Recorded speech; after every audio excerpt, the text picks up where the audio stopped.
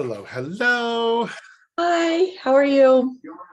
I'm well. This is going to be, it's really interesting how these classes go. I just finished teaching my basic Judaism class, and we're in the philosophy theology section of the 30 weeks.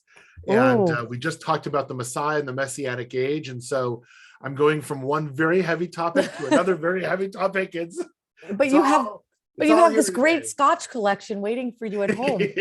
It's Theological Tuesday. That's what it I like it. How is. fun. Instead of Taco Tuesday, it's It's Theological. Theological Tuesday. I like it. Or we could call it Trippy Tuesday. Yeah. Yeah. All right, let me start setting everything up for everybody. Okay. Excuse me while I grab a little bite here.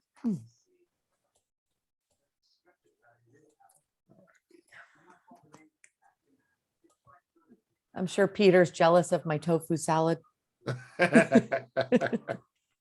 Aren't we all, huh? Indian food would be nice. I am not jealous of the tofu salad. No. Actually, there's a Burmese restaurant that opened up about a mile away from me in Rancho Bernardo, and they have lots of for people that eat out or they eat out vegetarian they have lots of vegetarian options there, and it's really interesting food. Yeah, Michael was down by Mesa College the other day, and he's like, I'm stopping off because he's vegetarian. He's like, I'm stopping off at Sips, which is right over Sips? there. Sips, Yeah. SIPZ, which is Yeah, a yeah, great I've been restaurant. there a million. So Yeah. I'm like, I texted, I'm like, and I hope nobody saw. I said, bring me back some salt and pepper shrimp. That's great. Actually, their orange chicken is very good. Yes, Debbie got the orange chicken, and Michael likes the Mongolian beef. It's like dessert. That's what we do. We get both. One's Noah and I. One's like the dessert. Yeah. Yeah. We did. It's exactly the two dishes that Noah and I do. So, hello, everyone. Good to see all of you.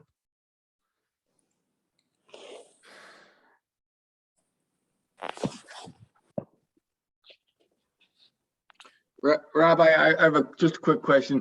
Go ahead, Rob. We don't have to register to go to Shabbat morning services anymore, do we? We do not. We do not. You are welcome to come join us. And as a matter of fact, there's no bar and bat mitzvah this weekend. It's a great weekend to come. Okay. Always a great weekend to go. I want to say Kaddish for my parents who both died on Valentine's Day, Oh, 10 years to the date apart. wow. It was like my mother said, enough already. Right. 10 Get up years and here. now I'm coming. Yeah. Wow. Yes, Wow. you're welcome to come. And if you want to let us know, if you send Bonnie an email, Rob, and give her your Hebrew name, we'll put you down and you can come up for the yard side aliyah. Mhm. No, that's okay. Don't. Okay. Don't Either way, you're welcome just to say Kaddish too. Okay. All right. Thanks. So, all right. We got more and more people coming. I find people come a few minutes late to this class, so I'll give it a minute or two.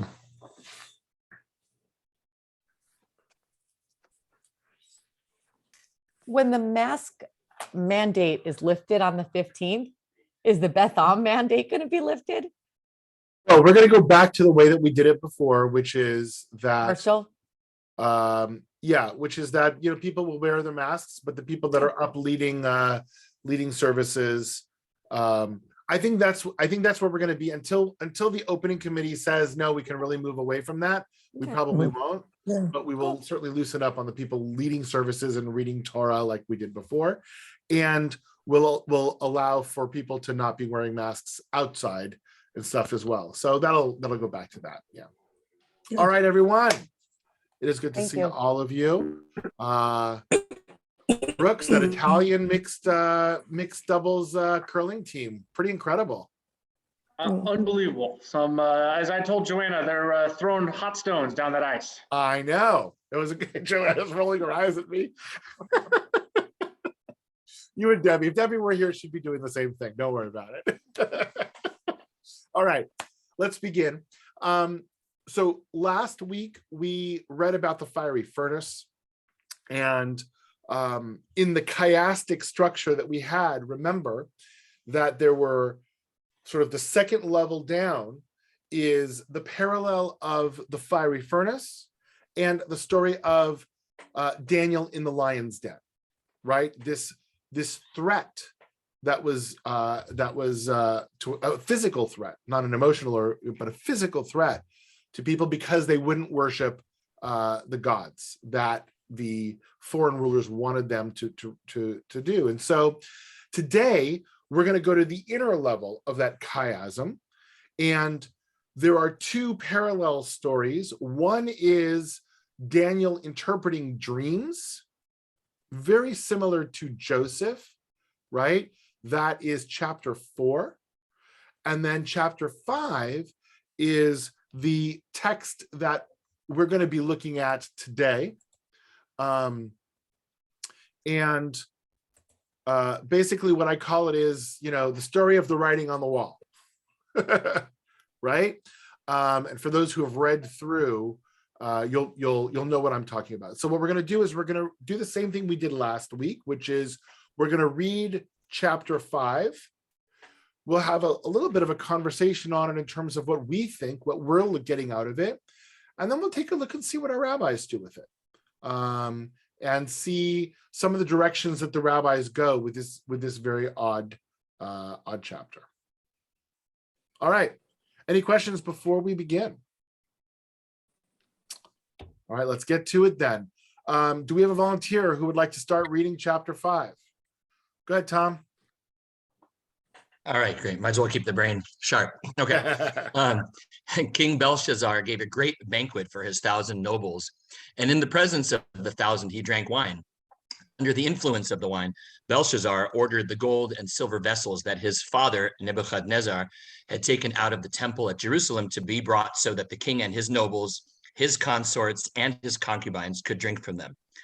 The golden vessels that had been taken out of the sanctuary of the house of God in Jerusalem were then brought, and the king, his nobles, his consorts, and his concubines drank from them.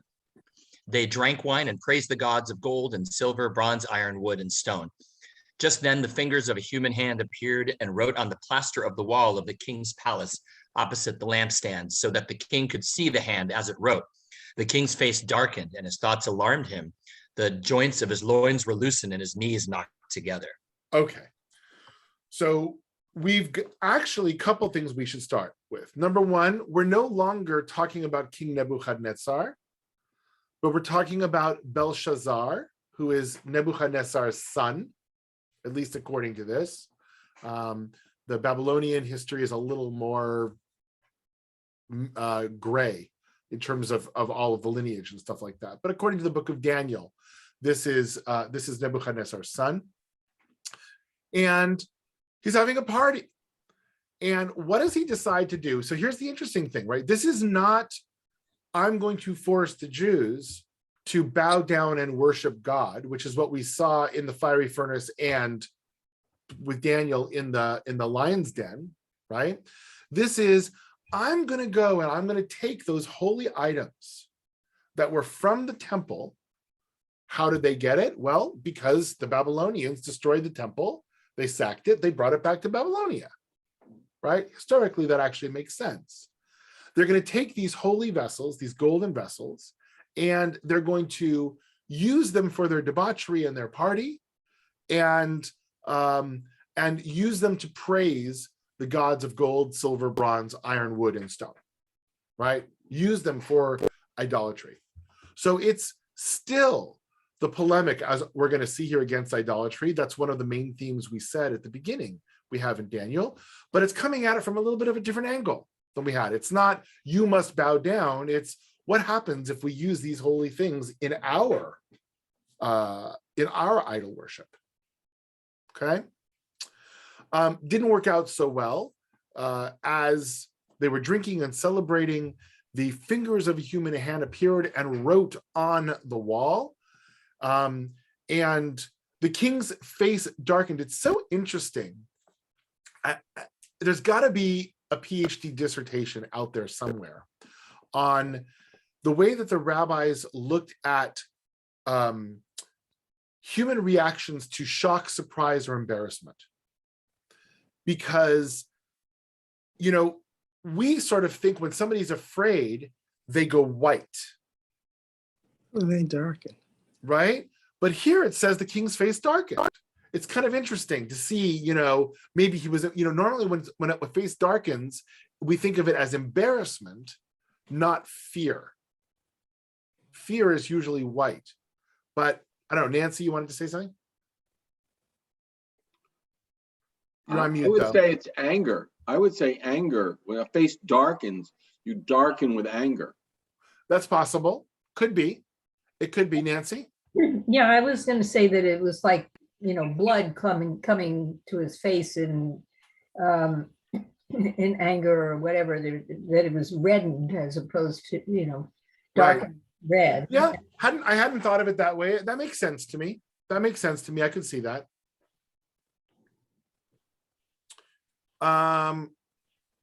So his face darkened, he was afraid, and it says the joints of his loins were loosened. In other words, he lost control of his bodily functions, right? Which again, fear, and his knees knocked together.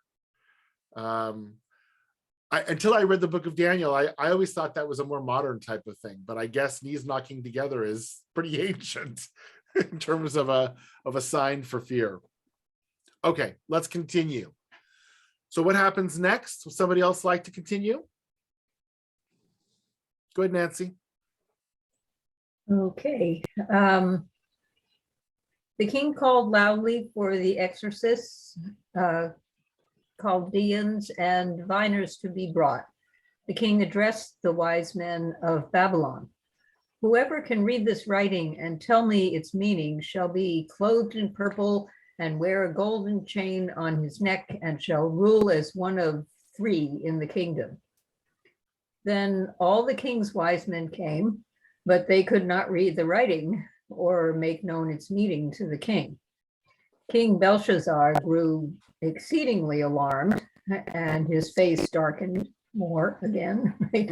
And his nobles were dismayed. Because of the state of the king and his nobles, the queen came to the banquet hall. I just thought that part was kind of weird, right? The queen spoke up and said, oh dear, I just lost my mouse in my place. Okay, Okay, try this again. you got it back?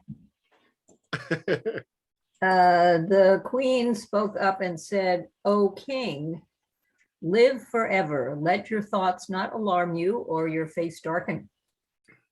There is a man in your kingdom who has the spirit of the holy gods in him. In your father's time, illumination, understanding, and wisdom like that of the gods were found to be in him. And your father, King Nebuchadnezzar, appointed him chief of the magicians, exorcists, Chaldeans, and diviners. Sound familiar a little bit? Yep. Very Joseph-esque, Yeah, right? In terms of this story. Keep going. and it's a woman who brought it up. Well, so yeah, by the way, it's very Joseph-esque in terms of the dream and very Esther-esque in terms of the queen being the protagonist here. Yes, I agree. Thank you, Nancy. Seeing that there is to be found in Daniel, whom the king called Belteshazzar. So there's Belshazzar and Belteshazzar, which gets very confusing when you're reading it in the Aramaic, Yeah, you have to right? be They're very similar, but Belshazzar is the king and Belteshazzar is Daniel's Aramaic name. Go ahead. extraordinary spirit, knowledge, and understanding to interpret dreams, to explain riddles and solve problems. Let Daniel now be called to tell the meaning of the writing. All right. So I keep hearing, Joseph in the amazing Technicolor Dreamcoat with Pharaoh saying, go fetch this Joseph man, right? It's the same idea of now the king saying, well, if this guy can help me, bring him here. I don't care if he's Jewish or not, whatever, bring him. Good. Who wants to continue? Go ahead, Diana. And because of the grandeur that he bestowed upon him, all the peoples and nations of every language trembled in fear of him. He put to death whom he wished, and whom he wished he let live. He raised high whom he wished, and whom he wished he brought low. But when he grew haughtily and willfully presumptuous, he was deposed from his royal throne, and his glory was removed from him. Stop. Who are we talking about? Wait, you just skipped a page in the Tanakh. Oh, No, No, I'm in we- verse 19. I know, but we Yeah. finished 12. That was what, I mean, when I was reading, it went to 12. Daniel was. Oh, you're Yeah, right. yeah, that's right. That's Sorry. right. Okay. Thank you. Sorry. Thank you, Nancy. Yep, you're right on top of Oh, it. Here we are. thank you. I Daniel was was- then brought. Sorry. Daniel was then brought before the king. The king addressed Daniel. You are Daniel, one of the exiles of Judah, whom my father, the king, brought from Judah. I have heard about you, that you have the spirit of the gods in you, and that illumination, knowledge, and extraordinary wisdom are to be found in you.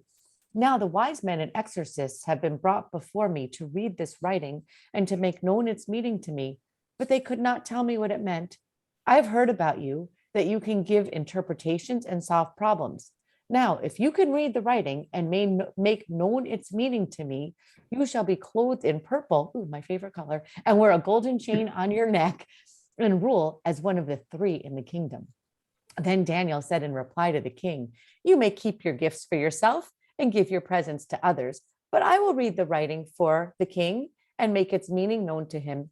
O king, the most high God bestowed kingship, grandeur, glory, and majesty upon your father, Nebuchadnezzar. Okay. So that's how it starts. Mm. And then we continue. And Diana, you might as well continue since you were already reading it. Okay. And because of the grandeur that he bestowed upon him, all the peoples and nations of every language trembled in fear of him. He put to death whom he wished, and whom he wished he let live. He raised high whom he wished, and whom he wished he brought low. But when he grew haughty and willfully presumptuous, he was deposed from his royal throne, and his glory was removed from him. He was driven away from men, and his mind made like that of a beast, and his habitation was with wild asses. He was fed grass like cattle, and his body was drenched with the dew of heaven, until he came to know that the Most High God is sovereign over the realm of man and sets over it whom he wishes. But you, Belshazzar, his son, did not humble yourself, although you knew all of this. You exalted yourself against the Lord of heaven and had the vessels of his temple brought to you. You and your nobles, your consorts and your concubines drank wine from them and praised the gods of silver and gold, bronze and iron, wood and stone, which do not see, hear, or understand. But the God who controls your life breath and every move you make, him you did not glorify. So pretty gutsy on Daniel's part here, right? He's saying, keep your gifts, because the message that I'm going to give you is not one you're going to like very much, right? Your father was high, he got low, and then he was raised back up again because he figured it out. But you have not figured it out, right? And doesn't even say you're using the temple, stuff. We'll get to that at the end, right? But you are still praying to these gods that can't see and can't hear and can't understand, and the real God that controls your life, him, you don't pay any attention to. All right. So we still, by the way, interestingly enough, we have this whole soliloquy that Daniel gives, so to speak, but we still don't know what the writing on the wall is. But we're going to find out now. All right. Who wants to read the writing on the wall? Do we have a volunteer?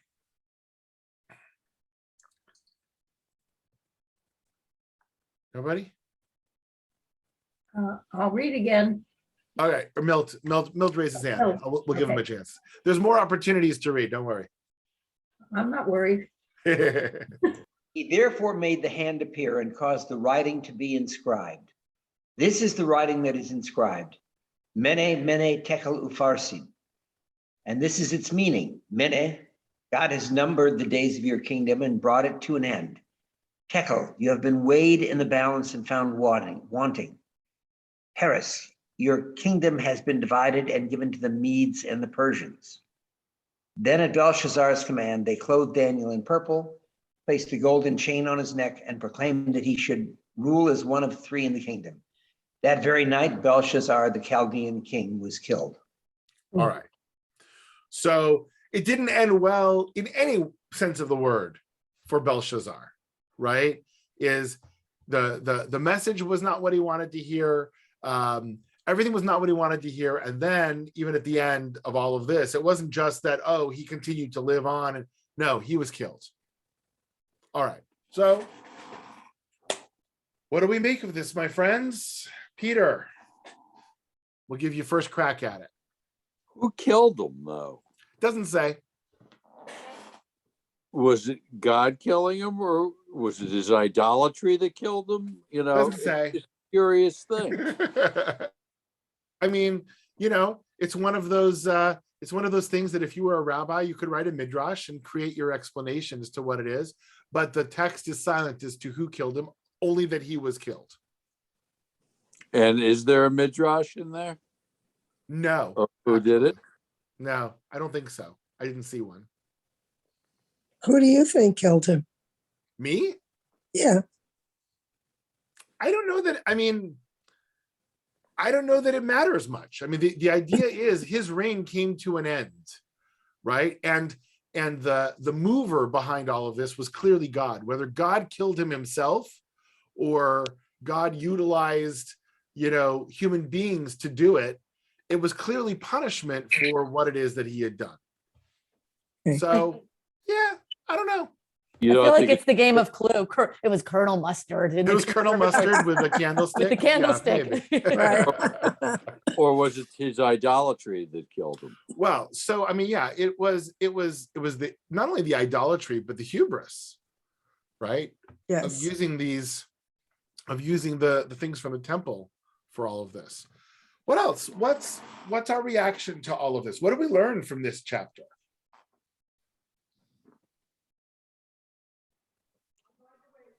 Well, Go ahead, Rob.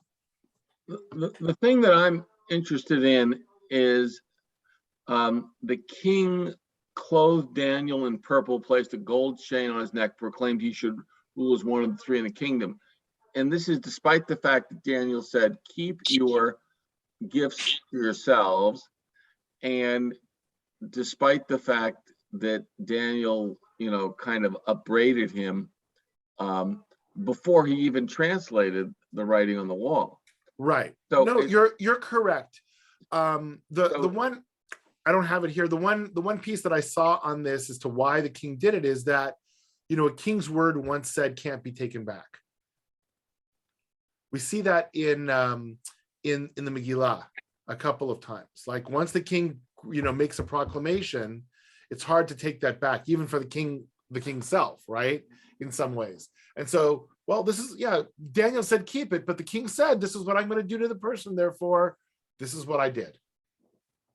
Well, that's how I would understand it, Rob. To me, what it echoes is going back to Moses. Moses did not want the cloak of leadership. I don't think Daniel wanted the cloak of leadership. And yet, nonetheless, it was placed on him because he was the right person. I like that, Rob, but it's not. So I agree with what you're saying. I think that's a nice connection, but it doesn't register as Moses to me. It registers very strongly as something else, though. Well, Joseph. No, actually, not even Joseph. Nancy?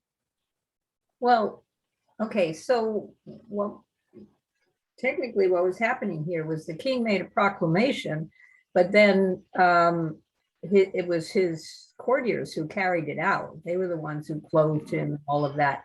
And the same thing happened previously with Nebuchadnezzar when he had to, you know, tell the story. And, you know, when he spoke the truth and informed him about, you know, the most holy God and all of that, he was given rewards like that. But the thing that is sort of, you know, glossed over here very quickly is the fact that history repeats itself. This whole scenario had been enacted with Nebuchadnezzar, and the son didn't learn a lesson. He Right. just completely ignored everything that went before. And even when Daniel told him that, this is what your father went through, and the implication was very strong that you should turn For around. sure. Yeah, for sure. And the place in the chiasm, these chapters are actually one after the other. So it's even worse. Yeah. Right? It's not like the other ones where they're separated, but they're actually one after the other. Michael and then Tom. I see reflections of Job. And Nebuchadnezzar was high, brought low, and brought back up, just like Job. Here it looks like God couldn't find. I'm going to postulate that God in some way caused Belshazzar's death. And God could find no redeeming qualities, so he brought him low and didn't bother to bring him back up. Could be. I like that connection to Job. I hadn't thought about that. Tom? Okay, this is a totally different direction, and it's probably wrong, but I'm going to say it anyway. I'm wondering about the three rulers of the kingdom. Would the king have been one of those three? And if so, did that mean they needed to bump somebody to make room for Daniel? And does that possibly imply that Belshazzar willingly allowed himself to go and that he sacrificed himself, knowing that he was just never going to measure up to Daniel? No, I think I see where you're going with it, Tom. I don't think so. Okay. I think the three rulers in the kingdom does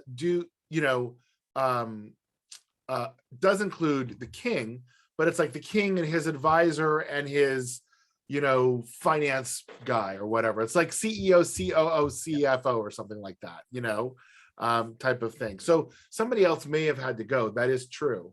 But I don't think it was a direct connection to Belshazzar. Okay. So what I see in this is Mordecai, right? This idea of, you will be dressed a certain way. That is a whole theme with Haman and with Achashverosh and with Mordecai, that this registers very strong to me, the Purim story, especially, as we said before, because we have the queen involved, right? So to me, this is somebody who, the person who wrote this chapter, at least, right? This is somebody who knows that Purim story very, very well, and was using some of those themes. Now, granted, we also, I do agree with Rob in terms of we have Joseph in there, certainly because of the interpretation aspects and stuff like that. We talked about that earlier, but this idea of putting him in clothing and placing a golden chain on him and proclaiming that he should rule, that's the Purim story. That's Mordecai. All right, so let's see what the rabbis do with this a little bit. Honestly, the rabbis, I think, struggle to get very clear meaning and messages out of it. And so they take it into some interesting directions.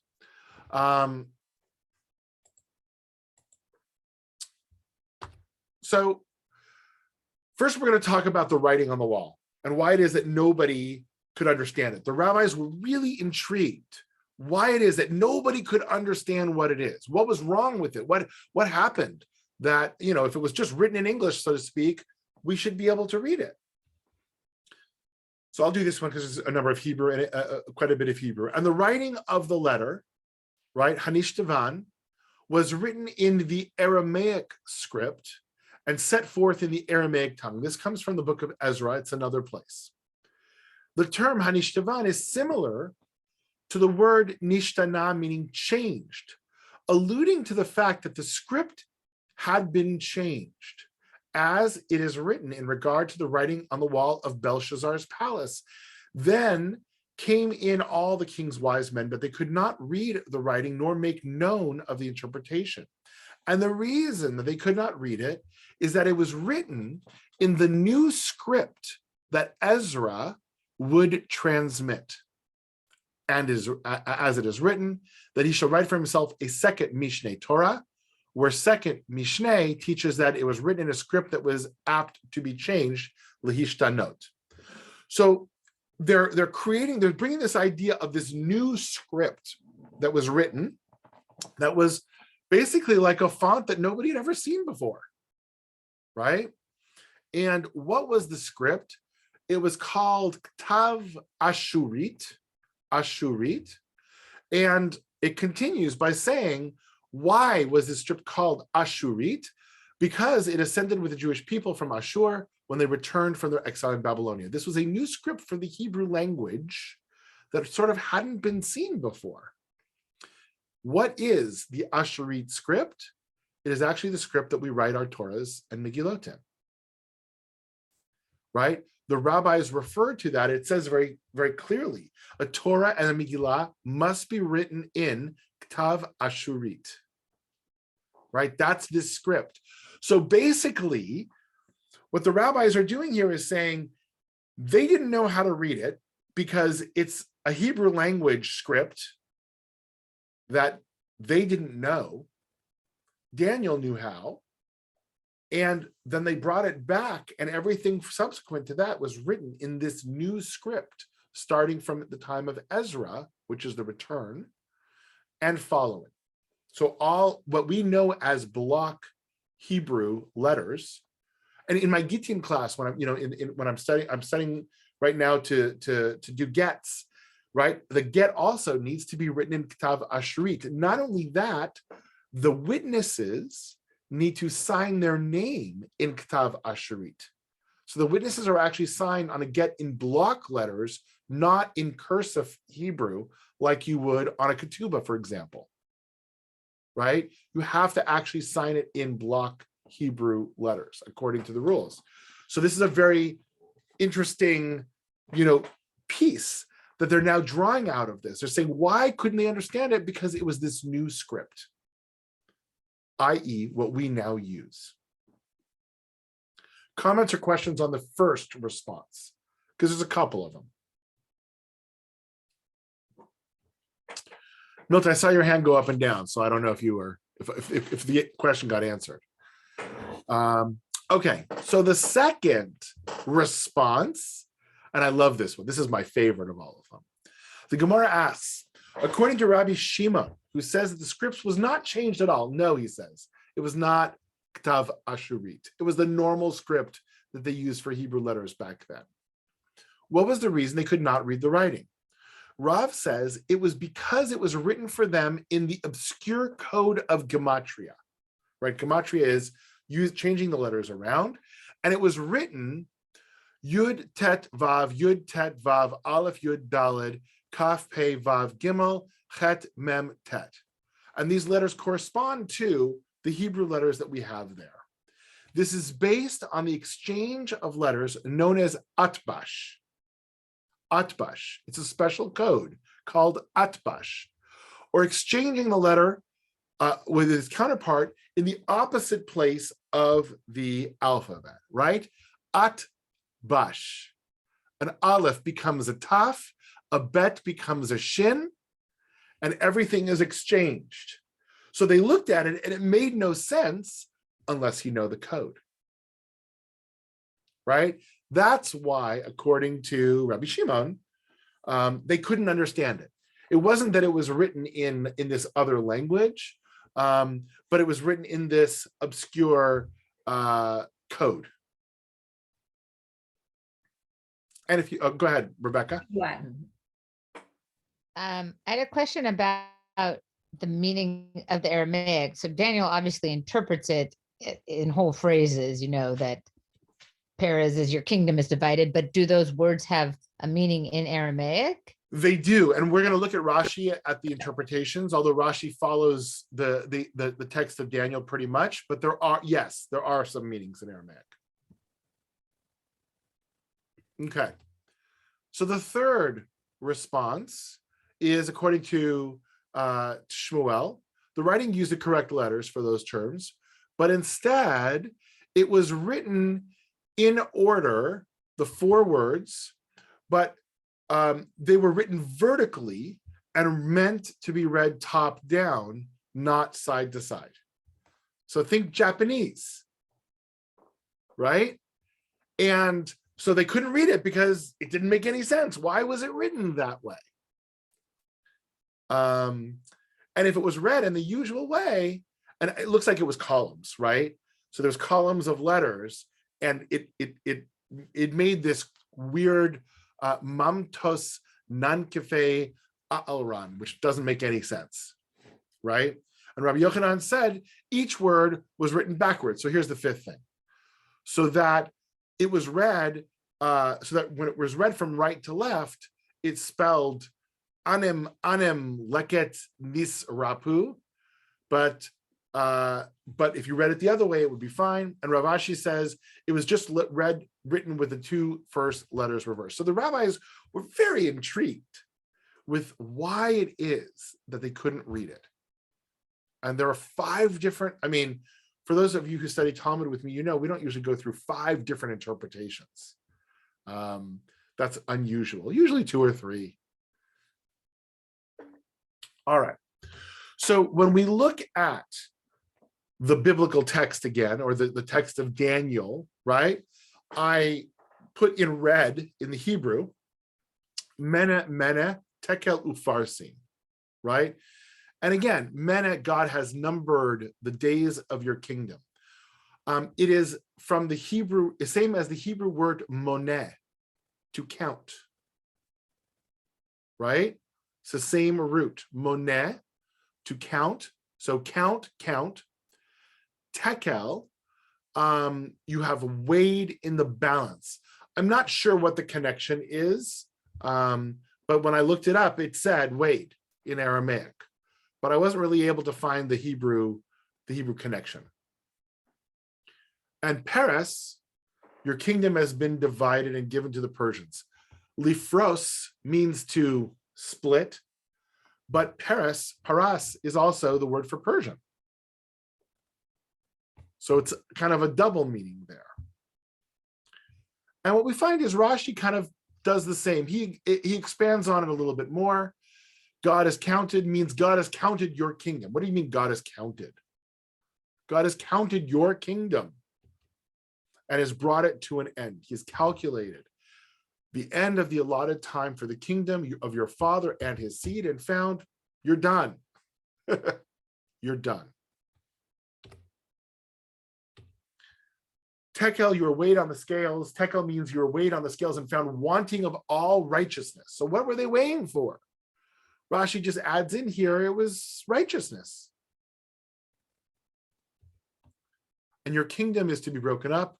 Ufarstein has 2 definitions, right? One is that your kingdom, prisat, has been broken up. And the other is that it has been given to Media and Paras, Persia. Okay, so we've now looked at 2 different things. We've seen how the rabbis deal with the not being able to understand it, and it was basically a code that only Daniel was going to be able to understand, right, at the time. And so he could come in and he could read it, and he could understand what it meant. And we sort of got a little bit of an understanding of the words themselves. Now we move on to another idea that the rabbis bring out of this, which I find very interesting. Would somebody like to read from the Akedat Yitzchak, which is a Hasidic text, actually? Go ahead, Rebecca. Akedat Yitzchak. The Talmud in Shabbat 12 cites an interesting detail about the manner in which Rabbi Eleazar prayed for other people. Sometimes he would say in Hebrew, "May the Lord grant you peace." And other times he would say the same thing, but in Aramaic. The Talmud queries this practice, quoting a saying that prayers should not be said in Aramaic, since the angels do not understand Aramaic and would therefore ignore such prayers. Okay. It is most unlikely. Hold on. So this is actually a big deal in the Talmud. And I started going down the rabbit hole of bringing sources to show this to you, and it would take us another 3 hours by the time we got through all the sources. But suffice it to say, and this is one of the reasons why the Kaddish prayer, right, the Kaddish prayer has to be said in a minyan because it's in Aramaic and the angels don't understand it. So you need the other people around to have God's presence there in order, because God, of course, understands it. So the rabbis really do take this idea, but one of the places that they derive it from is our chapter in Daniel. And I wanted to show this to you. Go ahead and continue, Rebecca. Okay. You would think the angels could understand everything. Just one would think. One would think. It is most unlikely that the Talmud means to tell us that of all the languages in the world, the angels understand all except Aramaic. There you go. So the Akedat Yitzchak agrees with you, Rebecca. Okay. From Daniel 5:25 and the discussion in the Talmud of the hand that wrote the message on the wall of Belshazzar's palace, it is clear that it was an angel who did the writing. Right? God doesn't How have a then hand, right? So it has to be an angel that was actually doing this, Right. according to Akedat Yitzchak, who believes that God is entirely incorporeal, and anytime it mentions the finger of God or the hand of God or whatever, they're going to argue that that was an angel, that was something else that was doing it. It wasn't God's self that was doing it. Go ahead. How then can we understand the saying that angels do not understand Aramaic? What Rabbi Yehuda in the name of Rav meant was that we should not employ everyday language when praying. Such language is used thoughtlessly. It is used so mechanically that requests formulated in such terms are not accompanied by a melitz yosher, an advocate that advances our cause. Okay. So the Akedat Yitzchak is using this to actually teach a totally different idea that he wanted to get to. But I found both of these things interesting enough that I wanted to share them with you. Number one, this rabbinic idea that we see very strongly in the Talmud, that the angels don't understand Aramaic, and therefore if we are praying for something, a request, we should say it in Hebrew, right? And it's a very long story, but suffice it to say that God created the angels' inability to not understand Aramaic to, in essence, give human beings, the Jews specifically, the ability to talk without the angels knowing what they were talking about. Right? A little bit of privacy. A little bit of privacy is what we're talking about here, right? We're in the process now of having all these conversations in terms of government and how much should the government be able to track and know what we're doing. It's the same thing, right? The angels were the government. We need some privacy. They can't track without a warrant from God, so to speak, in terms of what it is. Tom, go ahead. I'm just curious why the angels are even relevant to our prayer. We're praying to God, not to the angels. So I'm a little confused about that. So there are a lot of rabbinic sources that talk about the angels as being those that effectuate God's answers to our prayers. In some way, even if it's sort of a low-level ask, right, then it may even just go to the angel. And the angel says, yeah, I got this, right? Because the angels know God's will. It sort of uncomfortably reminds me of like the Catholic prayer to saying such and such for, for travel or things like that. Yeah. It does. And look, I mean, this is coming from, late Middle Ages talking about angels and stuff like that. Look, they're dealing with a lot of the same terminology and worldview. So I would agree with that. This is not everyday. This is not everyday Judaism, right?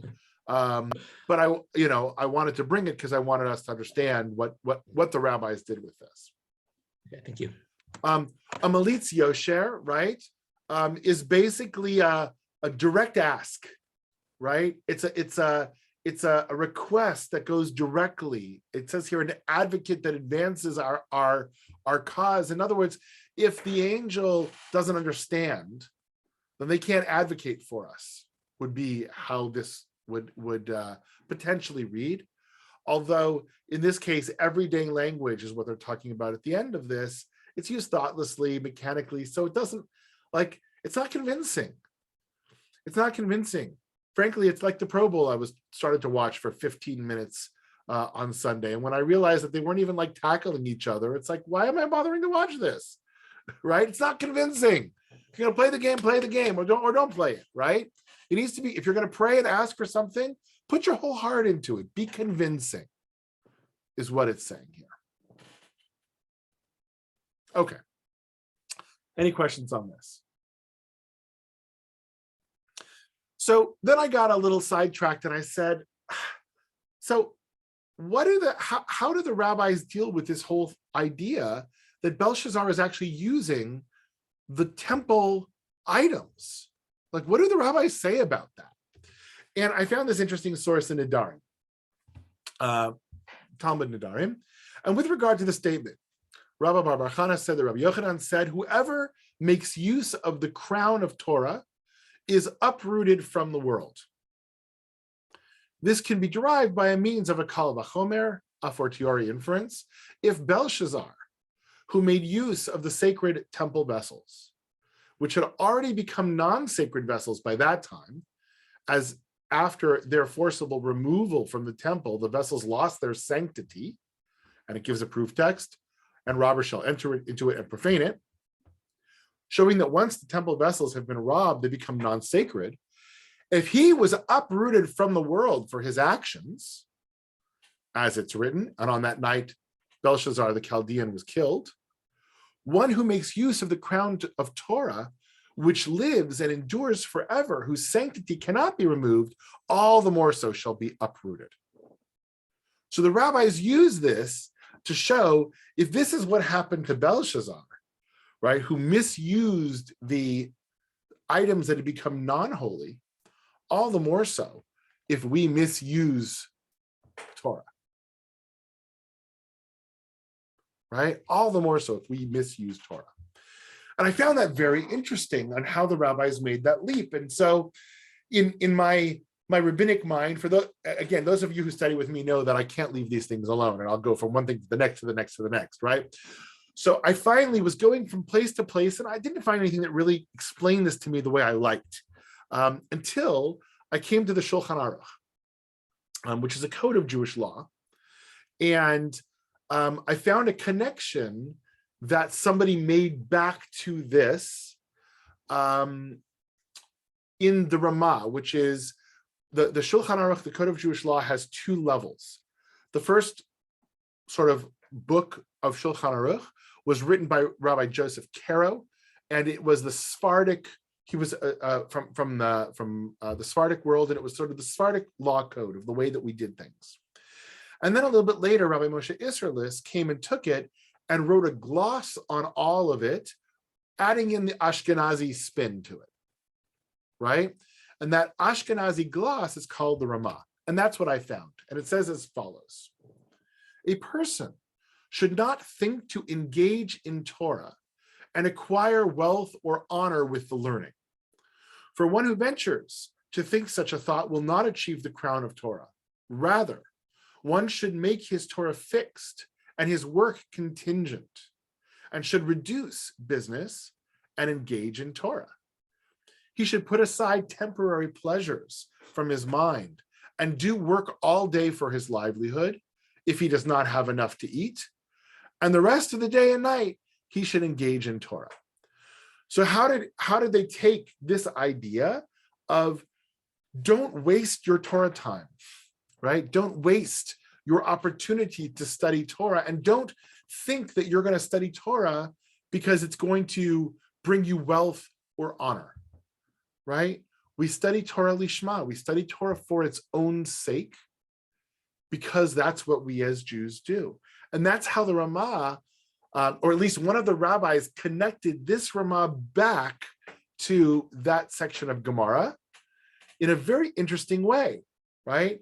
Of don't misuse the crown of Torah, thinking that it's going to make you, popular, or it's going to make you the next American Idol, or whatever it is, right?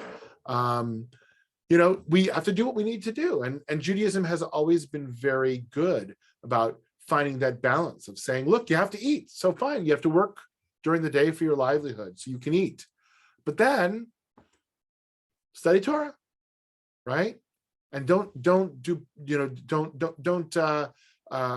diminish Torah by trying to do two things at once.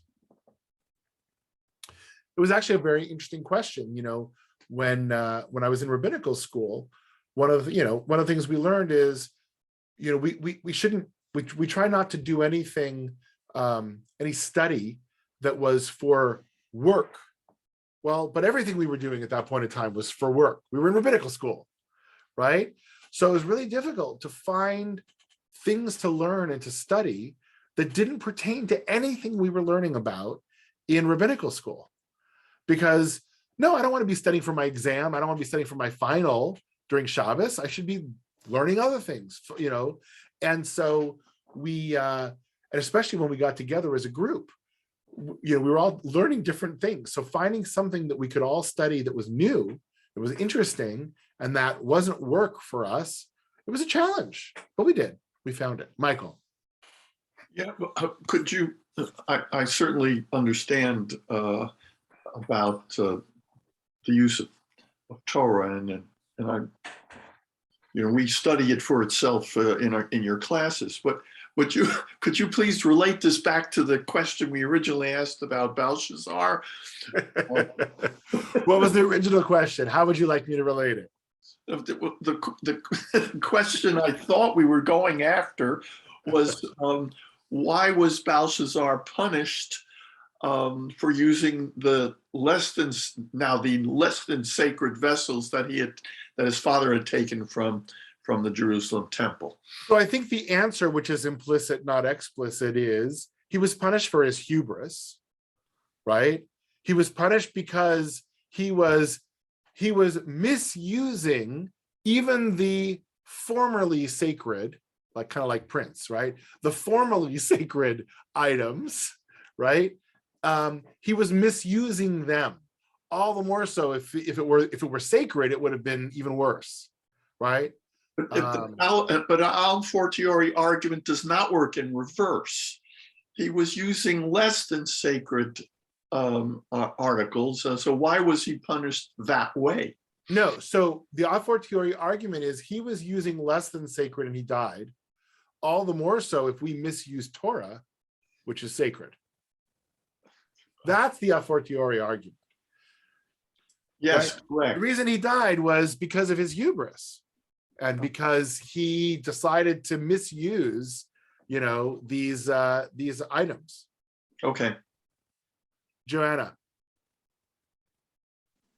Okay, so I'm having a hard time with this all because as I understand it, we have people writing about Daniel 600 years after he supposedly was around and basically recreating all these stories that are found in other parts of the Bible, right? We have the Joseph, we have the Esther, we have all these different things. Why the need for this repetition of all these stories that already pre-existed this story, and why is this even part of the Tanakh? It's so funny you asked that because I was just having a conversation with Michael this week about all of these movies, they don't make new movies anymore. They're all redos of old movies, right? And yet we still watch them, right? We still watch them to some degree. A good story is a good story, right? And so I think there are other aspects of Daniel, right? The polemic against idolatry and the supremacy of God, again, are those two ideas that the people in the time of Daniel's writing wanted to get across. And they wrote this new story from before, but they use similar themes. It's like when you listen to Bach or Mozart and they pick up a theme that sort of sounds similar, it reminds you of that. It's not a bad thing necessarily. It connects us. It makes us feel like, oh yeah, we know this story. And we know how it's going to end almost. And so it makes the story, I think, more palatable in some way. Clearly the people who are writing the sequels to Star Wars, they keep having to destroy the Death Star. That's basically what it is. Every single one, they're going to destroy the Death Star. Okay, we know it's going to happen at the end of it. we watch it anyway because it's an enjoyable story and we still learn something from it. Let's see, Peter and then Milt. We love a story with great curses and things in there. We really do, you know, but I keep thinking it's all Indiana Jones through the whole thing, which is what I wrote you. He Yeah. chose poorly, you know. Yeah, he's dead. You know, when you said that about repeating things over and over in our storytelling, it resounds with me because we keep doing that. We want that sequel. We want to know what happens next. Right. And it gets retold in every generation in a slightly different way all the time. Yeah. And that's why Pesach is so amazing to me, that every generation needs to make that story their history. And we need to do that. And Yeah. it's Nice, Peter. fascinating. Nice, Peter. So, Nice, Peter. Milt. I don't know if I assume Joanna and Brooks are still on. I was pleased that Joanna brought up that point because that was basically what I was going to say when I had my hand up before. Like daughter, like father? Well, but I mean, my notion is, you know, and Brooks and I were talking about this, and I did go ahead and, you know, read the whole book of Daniel, and you would think in 600 years they could have found an editor. You know, I mean, it jumps from, it's got the story of Nebuchadnezzar. Daniel has this great dream interpretation, and Nebuchadnezzar is out eating grass with the cows for 7 years. And then he's raised up because he remembers God, and then he's gone. And there's no statement of what happens to him, except now his son is king, I guess. And, you know, and there's all this discontinuity. And then I think it gets a little bit crazier as we'll probably get into it more in the coming weeks. But I mean, it just seems to me as I don't remember any other books that are so non-sequential that have these jumps in continuity. It's interesting. Yeah, so I agree with you, but what makes it even more frustrating is, on the one hand, it's carefully crafted, right? The chiasm is so carefully crafted. On the other hand, it feels like it's discontinuous. And maybe, right? And I'm just saying this, maybe the editor was so worried about the chiasm and the overall structure that they just didn't have the transitions, right? Between the different pieces. But what's interesting is the story of the redemptive story of Nebuchadnezzar regaining his crown is very much actually like the book of Jonah and what happened when the people really did repent and God spared them. You know, I mean, there's a great story in here about the power of God and the power of redemption, and the end from the 7 years. You know, all the Joseph stories in the number 7. Here he spends 7 years eating grass with the cows, right?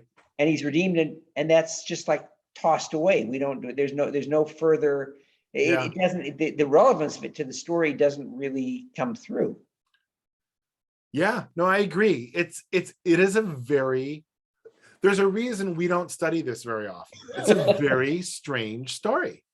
It really is, as we go through. And I think, you know, to your point, you know, we can get the same lessons out of Joseph and Esther and these other places, right? And so that's where our tradition sort of goes to get these lessons, as opposed to Daniel.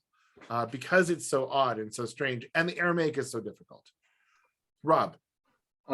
I just think that for each new generation and each new set of circumstances, we need to tell the same story again in their milieu. So if this story is being written for consumption by the people who had to leave and go into exile, then the Joseph story in that context is not as relevant as telling it again as the Daniel story. And I think that if you talk about whether it be Star Wars or whatever, you know, the whole thing of taking the same theme in literature and putting it into a new historical context Right. makes it alive for the generation that then reads it, because the surroundings make more sense to them. So Right. if the Jewish people have, now in Babylon are now dealing with a king and having lost the temple, blah, blah, blah, then hearing this story, which echoes Joseph in their context, is going to have more meaning to them. So that's why I think we repeat our stories, both in literature and also in Bible.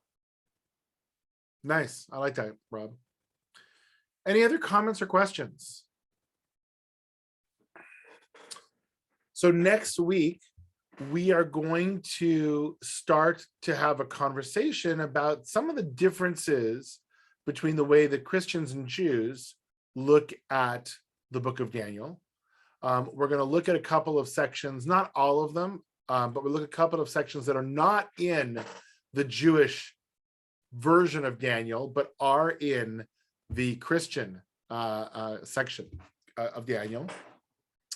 And then ultimately, we'll try at the end to figure out what sense this all makes to us, and what difference does it make to us in our world here in 21st century San Diego. All right. Any other questions before we break for today? All right. Have a great week, everyone. Thank you, Rabbi. Shabbat. Thanks, Rabbi. Bye. Bye.